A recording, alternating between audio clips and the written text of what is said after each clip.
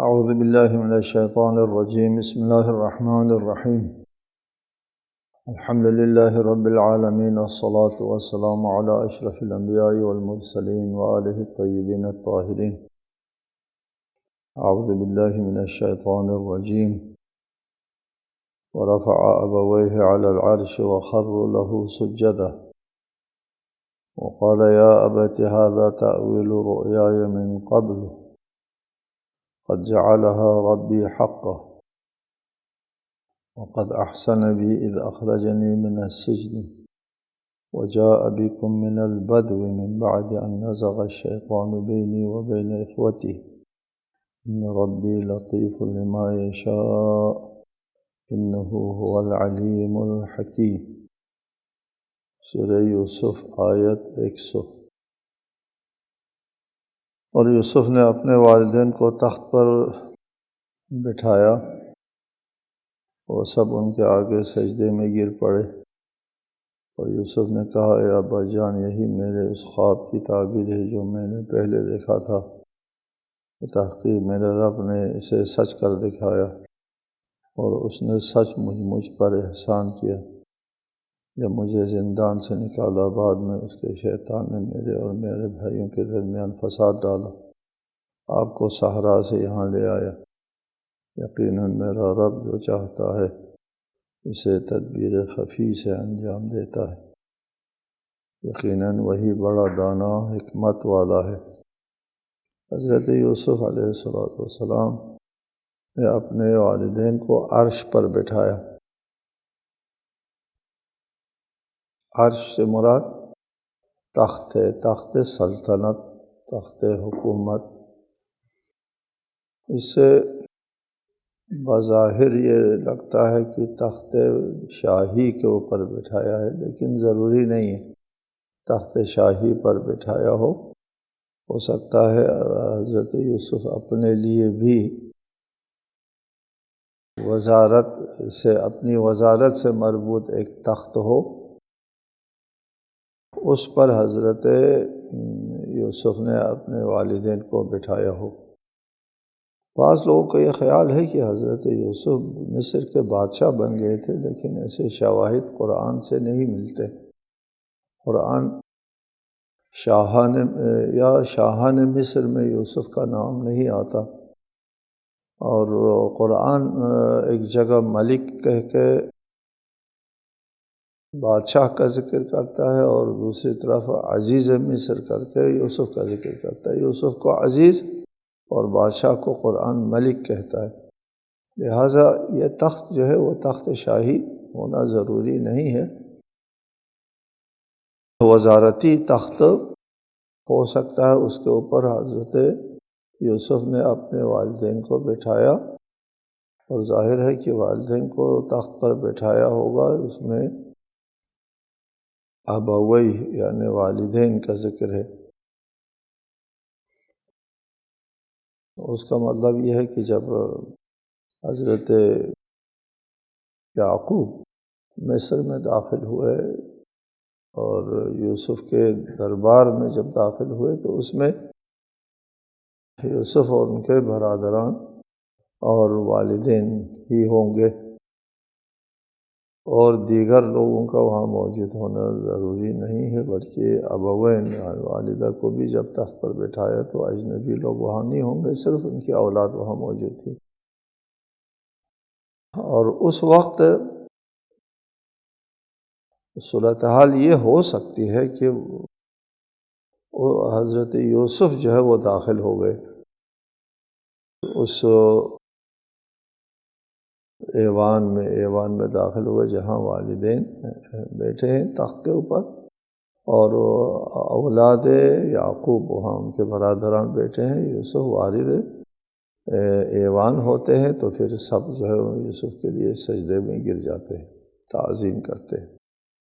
سجدے سے مراد کیا ہے؟ پہلی نشست میں ہم نے آپ کو بیان کیا ہے، سجدے سے مراد شکر الہی کا سجدہ ہے، یوسف کی طرف رخ کر کے۔ یوسف جب والد وہ ہو گئے ایوان میں، جب مجلس میں وارد ہو گئے تو سب نے ان کے لیے تعظیم کی۔ جب یہ واقعہ پیش آیا تو حضرت یوسف نے خواب کی طرف اشارہ کیا جو بچپنے میں یوسف نے دیکھا تھا کہ 11 ستارے اور سورج اور چاند جو ہے وہ مجھے سجدہ کر رہے ہیں، اور یہیں 11 ستارے 11 بھائی اور سورج چاند اور والدین جو ہے وہ ان کی تعظیم کر رہے ہیں۔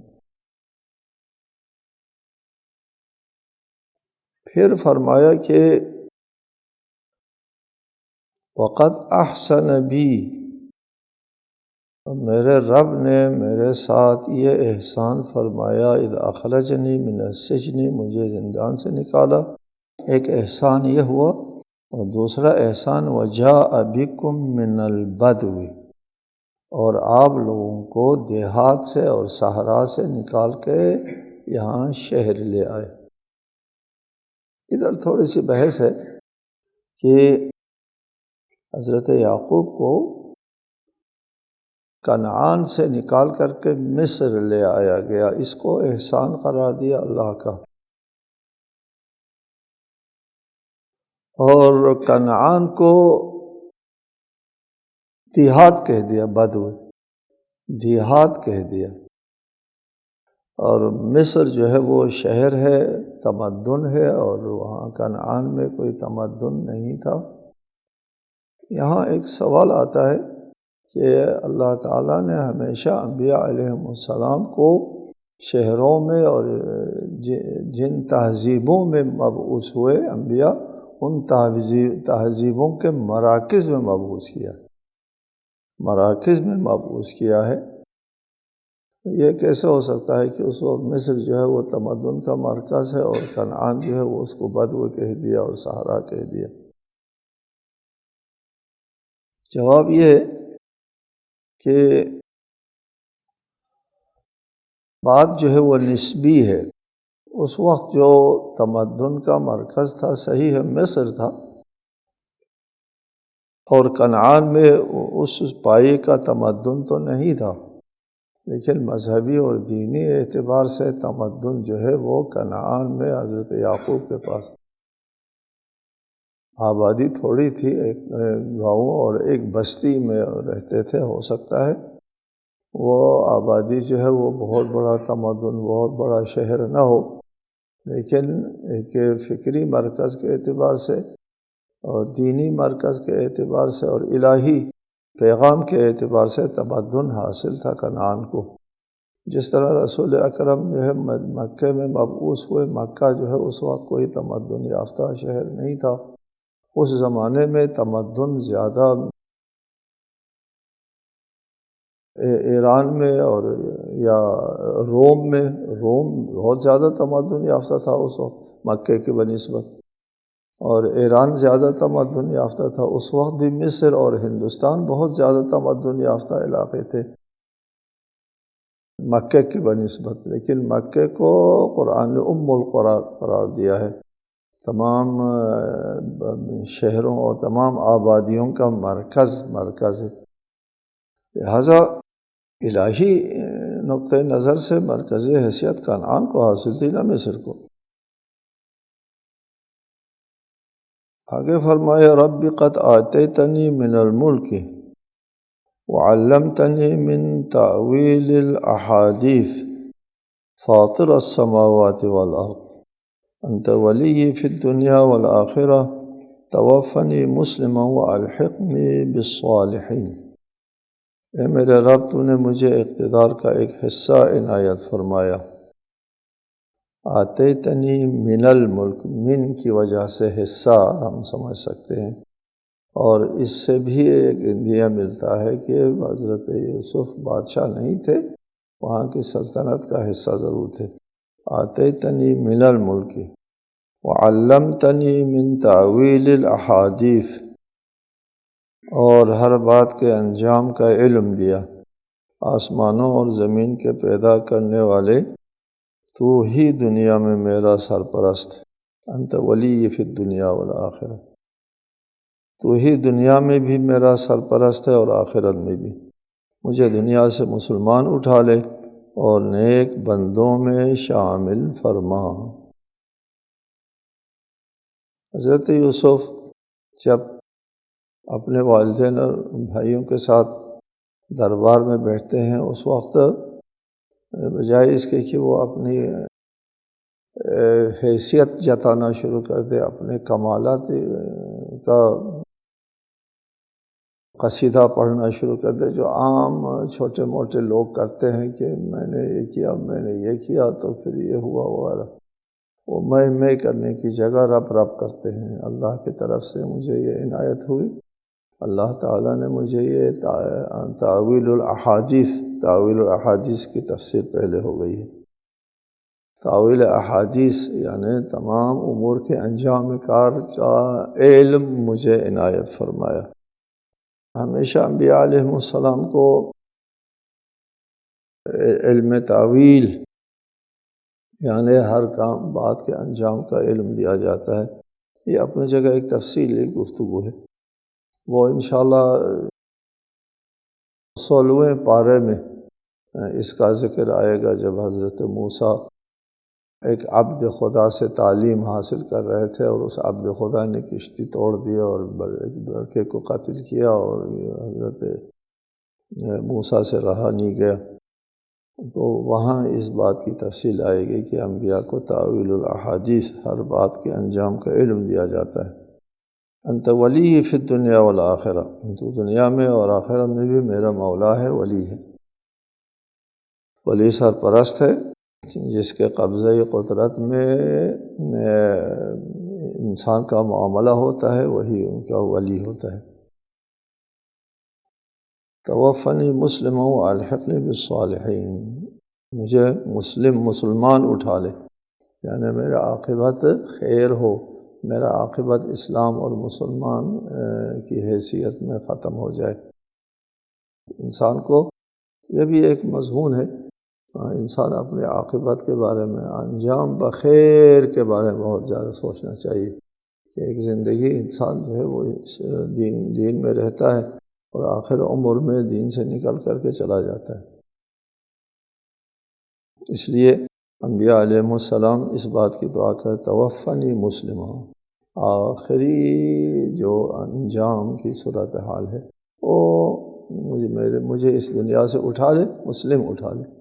پوری زندگی مسلم ہو سکتا ہے، دنیا سے اٹھتے ہوئے ہو سکتا ہے کہ اسلام سے نکل جائے، اور روایت ہے کہ شیطان اس وقت اس کے پر آتا ہے حالت احتضار میں، انسان کو رغلاتا ہے کہ تمہاری موت آنے والی ہے، تو میرے پناہ میں آ جاؤ، میں تجھے نجات دے دوں گا۔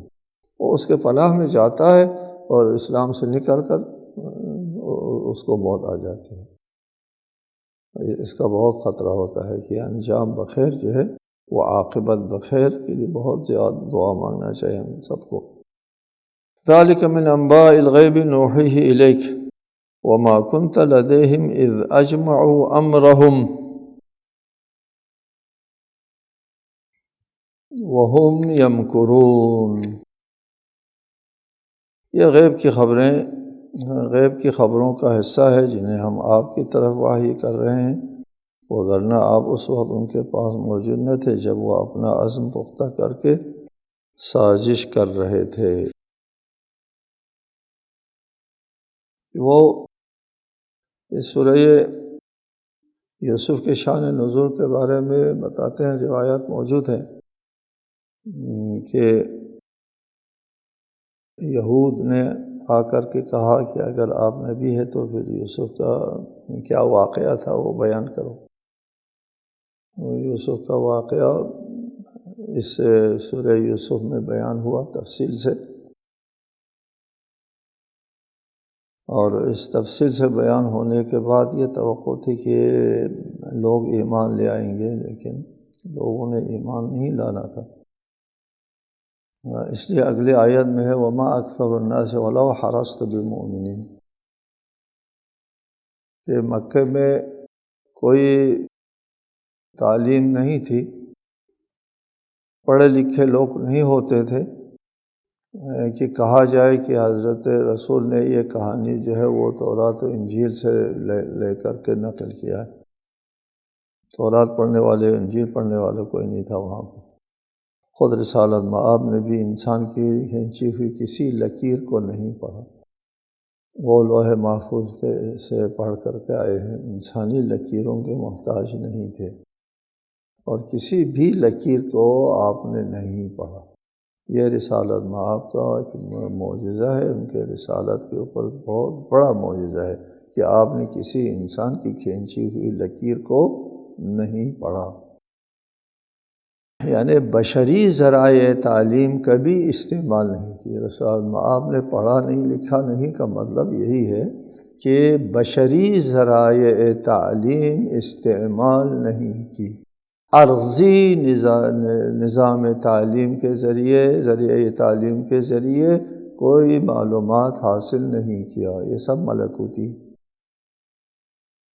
لہٰذا ہو سکتا ہے کہ جب حضرت یوسف کا یہ واقعہ اس دقت کے ساتھ اور اس تفصیل کے ساتھ بیان ہوا تو لوگ ایمان لے آئے، نہیں، وہ لوگ ایمان لانے والے نہیں ہیں، وہ تو اپنا ایک سازش کر رہے تھے کہ رسالت مآب کے خلاف اپنے وہ یہ خیال کرتے تھے کہ ہم یوسف کا واقعے کے بارے میں کہیں گے تو یہ اپنے لا علمی کا اظہار کرے گا، اور اس سے ہم دلیل بنائیں گے کہ یہ دیکھو یہ رسول نہیں ہے، ان کو اس واقعے کا پتہ بھی نہیں ہے۔ جب واقعہ بتا دیا گیا تو بھی ایمان نہیں لاتے۔ کیوں ایمان نہیں لاتے؟ اس لیے کہ ان لوگوں نے یہ تفسیر استفسار اس لیے تو نہیں کیا تھا کہ وہ حق جوئی کر رہے تھے، حق متلاشی تھے، وہ تو رسالت مآب کو لاجواب کرنے کی غرض سے یہ سوال اٹھایا تھا۔ اگر وہ حق کی تلاش میں ہوتے، حق کے متلاشی ہوتے تو اس سوال کے جواب آنے پر ایمان لے آتے۔ ولو حرست، اگرچہ آپ کو حرص ہے، آپ کو زبردست خواہش ہے، آپ کی زبردست خواہش کے باوجود، حرص خواہش، زبردست خواہش کے باوجود یہ لوگ ایمان نہیں لائیں گے۔ وما تسألهم علیہ من اجر ان هو الا ذکر للعالمین، حالانکہ آپ اس بات پر ان سے کوئی اجرت بھی نہیں مانگتے، اور یہ قرآن تو عالمین کے لیے بس ایک نصیحت ہے۔ آپ کے اوپر ایمان لانے میں ان کا کوئی خرچ بھی نہیں ہوتا تھا، اس لیے کہ آپ کوئی اجرت بھی نہیں مانگ رہے کہ میرے اوپر ایمان لے آؤ اور مجھے یہ چیز بھی ساتھ ساتھ دے دو، تو ان پر بوجھ جو ہے وہ آنے کا کوئی خطرہ ہوتا، وہ بھی نہیں ہے۔ اس کے باوجود وہ ایمان نہیں لاتے۔ وَكَأَيٍّ مِّنْ آيَةٍ فِي السَّمَاوَاتِ وَالْأَرْضِ يَمُرُّونَ عَلَيْهَا وَهُمْ عَنْهَا مُعْرِضُونَ، یہ ایمان نہ لانے والے اور آسمان اور زمین میں کتنی نشانیاں ہیں جن پر سے یہ لوگ بغیر اعتنا کے گزر جاتے ہیں۔ وَكَأَيٍّ مِّنْ آيَةٍ، کتنی نشانیاں ہیں، فی السماوات، آسمانوں میں، والارض، زمین میں، یمرون علیہا، جن پر یہ لوگ بغیر اعتنا کے گزر جاتے ہیں۔ یہ قرآن مجید میں لفظ آیت جو ہے بہت جگہوں پر استعمال ہوتا ہے۔ نشانی، آیت کا مطلب جو ہے وہ نشانی ہے۔ کس چیز کی نشانی؟ اس کی تعین، اصل تفسیر اس کی تعین، کس چیز کی نشانی ہے؟ ایک نشانی ہو سکتا ہے اللہ تعالیٰ کے وجود کی نشانی، یا ان لوگوں کے مقابلے میں ہو سکتا ہے جو اللہ تعالیٰ کے وجود کو نہیں مانتے۔ وہ بخت و اتفاق کے قائل ہیں کہ یہ خود کائنات جو ہے وہ خود سے وجود میں آئے، خود سے چل رہی ہے، کسی چلانے والے کے تحت نہیں، کسی خالق کے تحت نہیں۔ ان کے مقابلے میں تو ہو سکتا ہے کہ یہ آیت جو ہے وہ آیت علی وجود اللہ، اللہ کے وجود کے اوپر نشانی ہے۔ کچھ لوگ ہوتے ہیں اللہ کا وجود ہے قبول کرتے ہیں، وہ اللہ کے وجود کو منکر نہیں ہے، بلکہ اللہ کے وحدانیت کے منکر ہے۔ وہ اس بات کے قائل کہ اللہ تعالیٰ نے وہ خلق کرنے کے بعد اس کائنات کا چلانا دوسروں کے ہاتھ میں دے دیا، اور وہ لوگ ان دوسروں کو اپنا رب سمجھتے ہیں اور ان کا پوجا کرتے ہیں اپنے دنیاوی معاملات کو سیدھا کرنے کے لیے۔ اس کے مقابلے میں انبیاء مبعوث ہوئے ہیں۔ نہ ان کے منکرین وجود خدا کے مقابلے میں۔ منکرین وجود خدا کا اس زمانے میں شاید کوئی بندہ تھا یا قابل ذکر وجود تھا، نہیں تھا۔ وجود خدا کے سب لوگ قائل تھے۔ وہ ابتدائی وجود بشر کرۂ ارض کے اوپر انسان کے وجود میں آنے کے بعد سے لے کے اب تک وجود خدا کا منکر جو ہے وہ روئے زمین میں اس پیمانے پہ نہیں تھا جس پیمانے پہ ہمارے زمانے میں ہے۔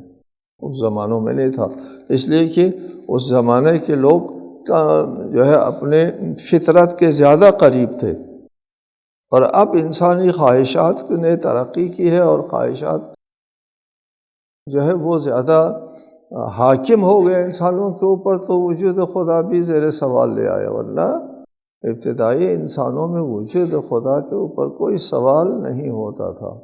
شرک کا مسئلہ پیش آتا تھا کہ اللہ تعالیٰ نے کائنات کو چلانا اور لوگوں کے ہاتھ میں دے رکھا ہے۔ اس جگہ پر قرآن مجید جو ہے آیات پیش کرتا ہے۔ کس بات کی آیات؟ اس بات کی آیات کہ اس کائنات کو خود اللہ تعالیٰ چلا رہا ہے، تمہارے یہ معبود نہیں چلا سکتے اس کائنات کو۔ وَكَأَيٍّ مِّنْ آیَةٍ، اس قسم کی آیات اور نشانی جو ہے وہ کتنی ہے زمین اور آسمان میں، ان سے یہ لوگ بے اعتنائی کے ساتھ گزر جاتے ہیں۔ آپ کسی زمین میں گزر جاتے ہیں جو بالکل کوئی سبزہ نہیں ہے، اس کے اوپر خالی ہے، چٹیل میدان ہے، اور ایک عرصے کے بعد کئی ہفتوں کے بعد دوبارہ وہاں سے آپ کا گزر ہوتا ہے، سرسبز ہے، پھول کھلے ہوئے ہیں اور لہلہاتی ہوئی کھیتیں جو ہے وہ سامنے آ گئی ہیں، یمرون علیہا، وہاں سے آپ کا گزر ہوتا ہے اور شاخیں پھوٹ رہے ہیں اور پھل پک رہے ہوتے ہیں، پہلے کچھ نہیں تھا۔ یہ قدرت کی رعنائیاں سامنے آتی ہیں آپ کے، لیکن آپ اس بات کی طرف نہیں جاتے کہ یہ کس کی کرشمہ سازی ہے۔ یمرون علیہا، ایسے گزر جاتے ہیں۔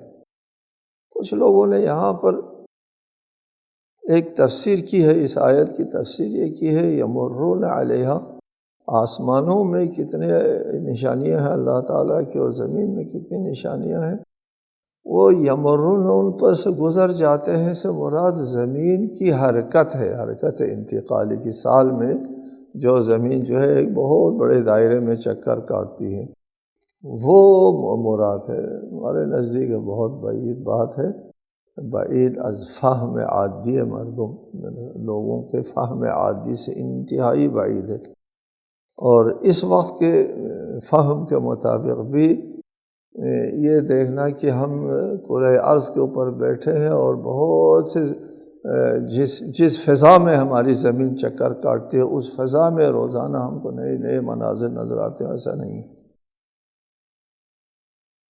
لہٰذا یہ تفسیر جو ہے وہ زیادہ قابل قبول نہیں ہے کہ وہ اس سے حرکت زمین مراد ہے، اور زمین کی حرکت کرتے ہوئے آسمانوں کے آپ سیر کرتے ہیں اور آسمانوں میں اللہ تعالیٰ کی نشانیاں آپ کو وہ نظر آتی ہیں، لیکن بے اعتنائی سے گزرتے ہیں، نہیں، ایسا نہیں ہے۔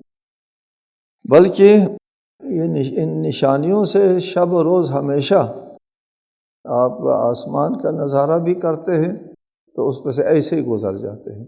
زمین میں بھی قدرت الہی کرشمہ سازیوں کا مشاہدہ روز کرتے، اس میں آپ ایسے ہی گزر جاتے ہیں، چونکہ یہ آپ کے لیے ایک مانوس روز کا معمول ہے۔